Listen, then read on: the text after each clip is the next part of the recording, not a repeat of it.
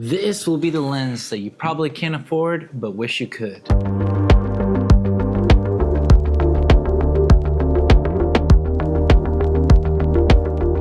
This is a new Sony 50-150 f2, and today we're doing our OnlyLens review. And I want to give a big shout out to B&H for loaning me this lens to be able to do all the content that I did with this lens to be able to do this OnlyLens review. So let's get into it. So we're first gonna cover the boring stuff when it comes down to this lens, which honestly the specs that you could probably look up, but I'm just gonna share some of the cool things or the more interesting things that it comes down to this lens. The hardest pill to swallow when it comes down to the specs of this lens is that it costs $3,898 USD. It also is 2.9 pounds or 1,340 grams. So it's a little bit of a chunky boy. And of course, the obvious that it's an f2 with 50-150, but it has internal zooming, which is quite nice because it becomes very convenient. It's also quite nice to have a 1:5 macro reproduction ratio so that you can get a little bit more closer details when needed. And it has a 95mm thread size, so you're gonna have to figure that out when it comes down to mounting a filter to this lens. But when it comes down to mounting it on a tripod, you actually have this cool little accessory that you can just put onto there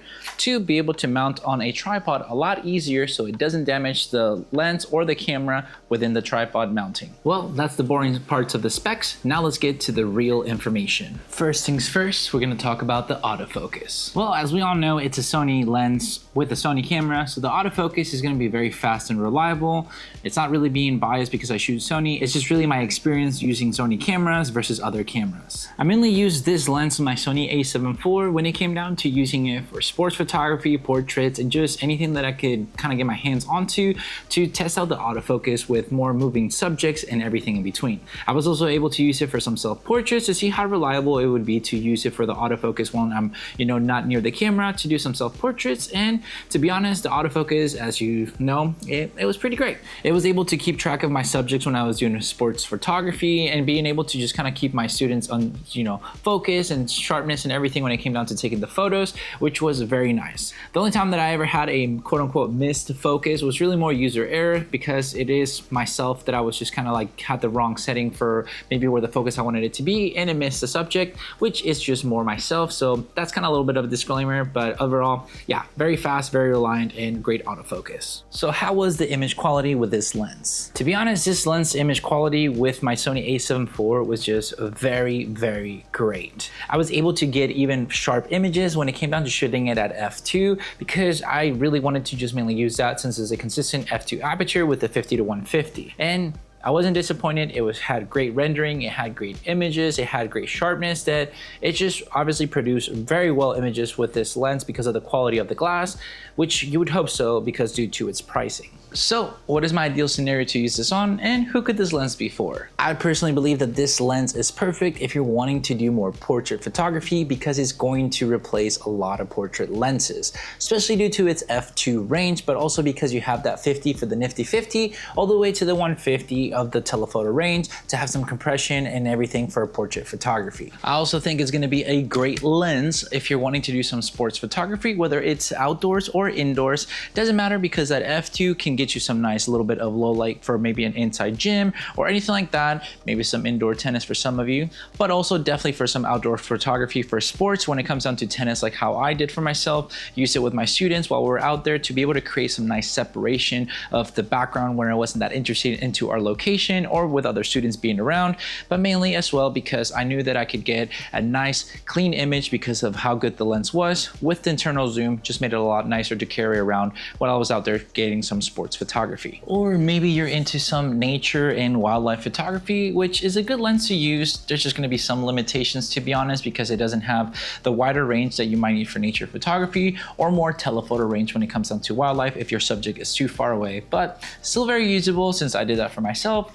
But you just got to see what you want to do with that if you want to fork over the cash for that range with having a consistent f2 aperture. Now let's get into some pros and cons. Well, the most obvious pro is that it's a 50-150 in one lens that is a consistent f2 aperture, so you can get some creamy bokeh with just one lens that can replace a lot of your prime lenses. That's going to be the biggest pro in my opinion, is being able to replace a lot of prime lenses with this lens. Despite of it obviously being bigger, you're able to replace a lot more lenses, and you're able to have a just one-stop shop when it comes down to a more portrait type of lens because of that bokeh at f2, especially as you get into the telephoto compression. It is quite nice. It is really great. I've compared it to my Tamron 35-150, and the difference of the f2 or the 2.8 is a little bit noticeable in that aspect. That is really nice to have. So that is a really big pro when it comes down to having a lens like this that's a consistent f2 aperture. It's really nice to have internal zooming because it doesn't go in and out, because obviously it's already a big lens. So it's good to have that internal zoom whenever you're able to just go ahead and take any photos that you want to, having some nice custom buttons with it as well. So kind of has a little bit of everything that can help out with, you know, having a lens like this style. And one of the things that I think is very great is just having this little mount to be able to simply just put it onto your tripod to shoot it, whether you want to do more horizontal or if you want to move it around to be able to shoot, you know, maybe a little bit more vertical mode or anything like that. So as you put it onto your camera, it'll still be like this style. So you're able to kind of use it a lot nicer to not damage your camera or the lens or the tripod, to be able to have some nice photos when you need to use a tripod. Now for some cons. Oh yeah, we're gonna keep you uncomfortable for the cons section. The most obvious con that I know somebody would have already commented by now probably is that the pricing of this lens is quite wild. Coming at $38.98 is just a lot of money for a piece of gear that you hope is going to deliver to what you need, that you're going to be very careful with and not want to drop or anything, because it's just expensive. This is just the main reason why most people won't be able to get this lens, is just due to the cost of it. It's not going to be probably for you, and you're going to wish that you could afford it, because it's going to be a lens that will replace a lot of it. So having that bit be the cons, basically the main one, due to the fact that just the pricing alone is just going to put a lot of people not even be able to think about this lens.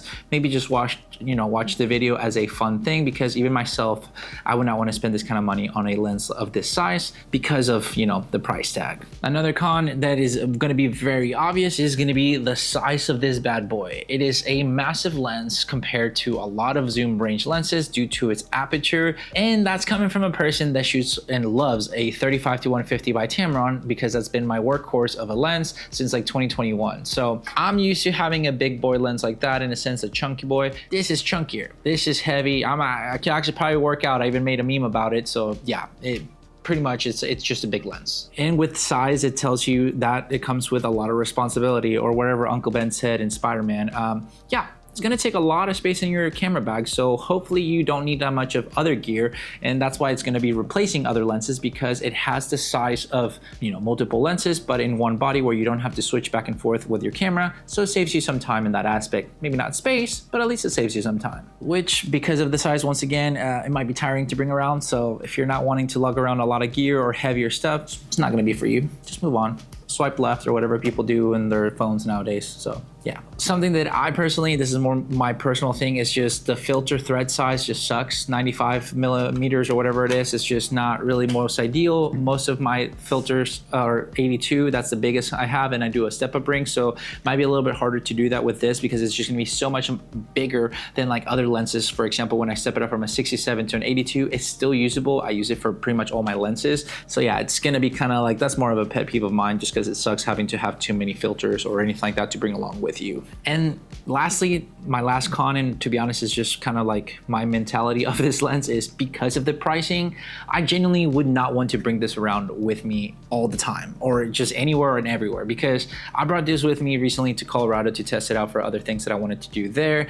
And I took it up on a hike at the Rocky Mountains, National Park, and bringing it there, I was very like OCD about like, okay, I better not trip, I better not this, I better not have any issues happen, because I don't want it to get damaged. I don't want the, lens to be scratched or anything, or get any sand into it when we went to the Great Sand Dunes or anything like that. So it stays in your mind where you kind of like cannot perform to your best because you don't want to damage the lens, compared to having maybe a 35-150 where the cost is like $1,800, that if it breaks, you're not feeling like you're getting stabbed right in the soul. But yeah, that's a personal con, I guess, as well for me. So yeah, let's move on to the final thoughts. So this is a phenomenal lens. Obviously, Sony hit the nail on the mark with it. I wish, you know, personally, it would have been more of a wider range, like my 35-150, keeping it at f2 consistently, but I get the point of why they probably couldn't do it due to the fact of the sizing of this lens already being at a 50-150 with a consistent f2 aperture. I think it's going to be a great lens for a lot of the people that are working professionals when it comes down to maybe portraits, headshots, or maybe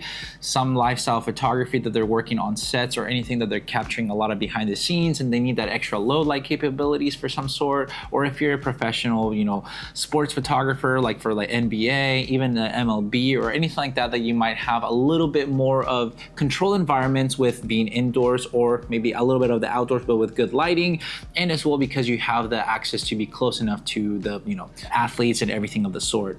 I mean, for myself, even for the ATP for tennis, I don't know if I would be able to use this range because I feel like it would be a good lens to have, but the, you know, more zoom in range, depending on where you're at, put into like the ATP or anything like that for the tournaments, might be too far away. So you might need that extra range anyway. I think it's a great lens when it comes down to the sharpness and the quality and everything, because it is a G Master lens by Sony. The price tag, you know, you're paying for it when it comes down to that. So is it going to be personally for me?